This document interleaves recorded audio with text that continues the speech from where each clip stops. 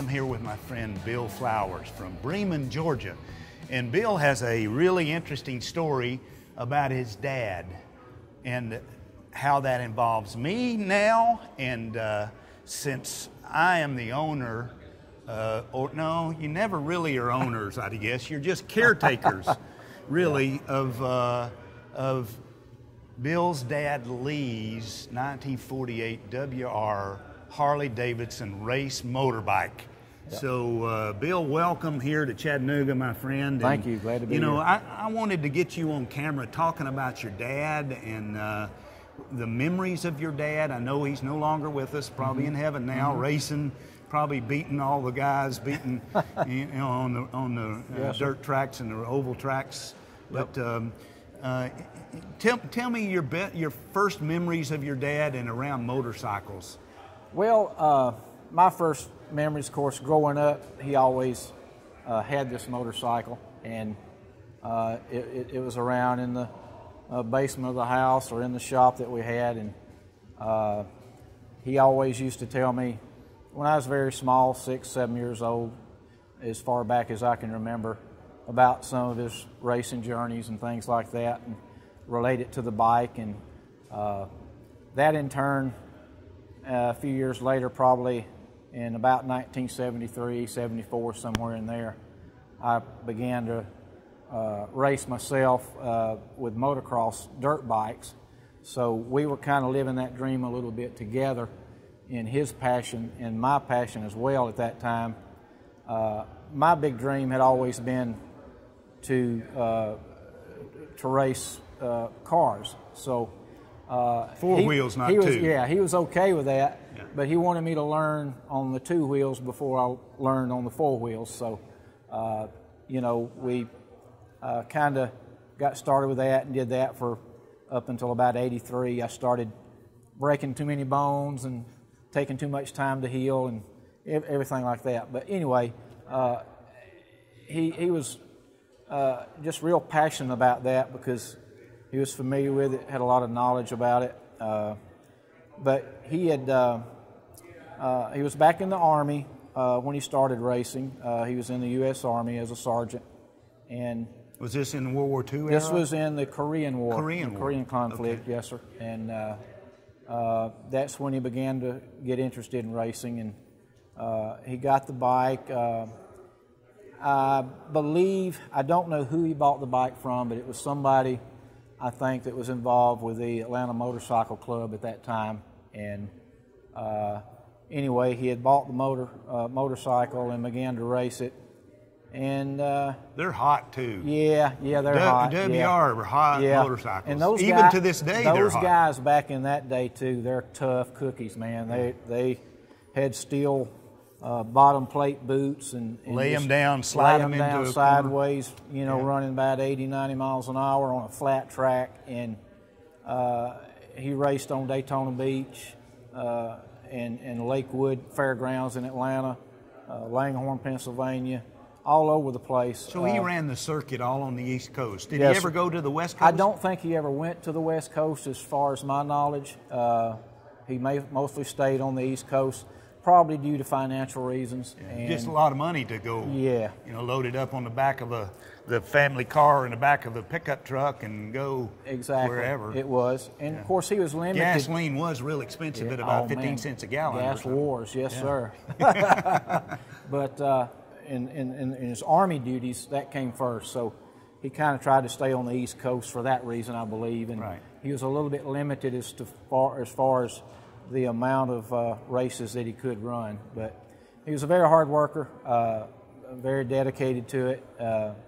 And that's one of the things that I learned from him. It's been the same way in my racing is, you know, work hard, have a good work ethic, and just keep at it. Just keep hammering, never give up. So, you know, it's really important when we reach the middle age or a little after that we start thinking about the things that our dads taught us, and you know, we should be teaching our sons the same thing. And sometimes if we have to use words, you know, just kind of like, you know, being a role model and working hard. My dad's always said, you know, son, if you do what you absolutely enjoy and do it to the best of your ability, you'll never have to work a day in your life. That's right. That's really good stuff, too. It is, and that's that goes a long way. Yeah. Your dad, you were talking about the race. So the primary years of his racing career were from when to when? Basically, he ran from 48 to about 53. Yeah. Not that long of a career. Yeah. And along that time, he had met my mother and fell in love with her, and we know that changes things, and usually for the better. But yeah, we do need a little bit of something to kind of round the rough edges off. Yes, we do. Yeah. Yes, we do. Yeah. I'm thankful for mine. That's for sure. But you had asked earlier about why the engine was missing. He was still in the military at that time and thinking about getting married, and I think that he, sold the motor to raise a little money because at that time he got in kind of a financial pinch, and times were hard back then, that's for sure, and that is all the more reason that that what guys did back then, it's just unbelievable what they accomplished with so little and a lot of work, and accomplishing so much with their desire, their passion, and their hands, and that's what it's all about to me still today. So yeah, it is for us too. We we enjoy the stories about the owners of these vehicles as much as we enjoy the vehicles themselves. Now, your dad's bike, Lee Flowers' bike, is a 1948 WR Harley Davidson, and I got it from Bill without the motor, but the really critical and the really passionate and fun stuff is Bill provided me with pictures, history of the races that he raced in, his leather breeches that he used, his Harley Davidson sweater, and his race helmet. So Bill, I get this bike from you and it doesn't have a motor, and I've had a really good time telling folks that about Lee, your dad, and that he did what was right. This was one of his prized possessions. It was his racing motorcycle, but when times got hard, he sold the most valuable part out of it, the motor, in order to feed his family. Yeah. And that's what we all need to do. Mm-hmm. There's not a thing in this museum here that's more important than my kids or my grandkids or my wife. Absolutely. And but then telling that story about how this motorcycle is without a motor. I got Lee's pants and his sweater and his helmet. And then I started the chase to find the WR motor. Yeah. So, and you had a connection with.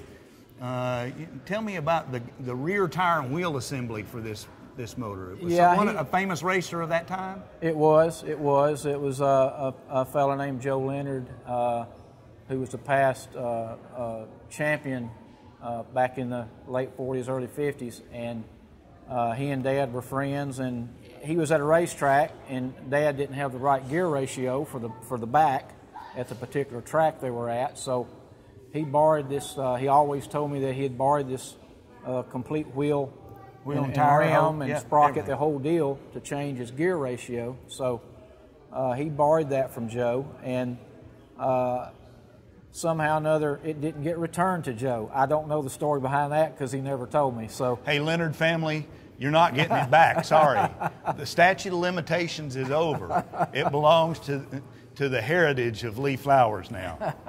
Exactly, but we thank Joe for loaning it to him, though. Yeah. But it was a thing where you had started searching for an engine for this thing, and I couldn't believe it when you told me the story behind that motor.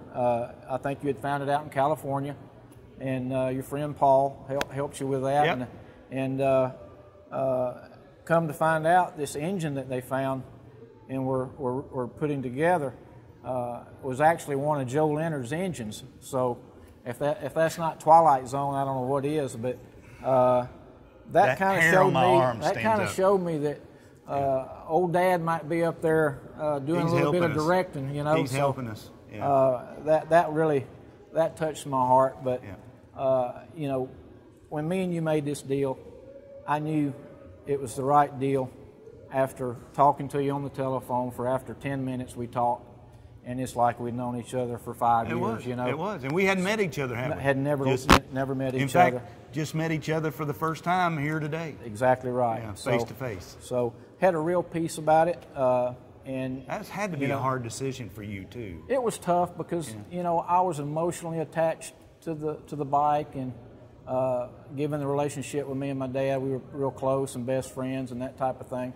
So you know, when he passed away in '94, you know I had held on to the bike and just tried to keep it in safekeeping, and never seemed to get around to restoring it or doing anything with it. So, you know, something just told me it's time to let it go, and I could not have let it go to a better person, and I mean that, not just for the camera, but, you know, there were several guys after this motorcycle, and I'm a pretty good judge of character, and God gives us certain gifts. Yeah, he does. And so anyway, just I'm thrilled about the deal, and but that was just something I couldn't get over, was the fact that the engine was one of Joe Leonard's engines, and the rear wheel on the bike was Joe Leonard's as well, and it just proves to me that this was the arrangement that was supposed to happen. So I'm real good with it. Well, it was a really cool story, and when I called Bill to tell him that I had a friend, Paul Graber, that helped me and introduced me to another friend of his named Jerry Turner in Fresno.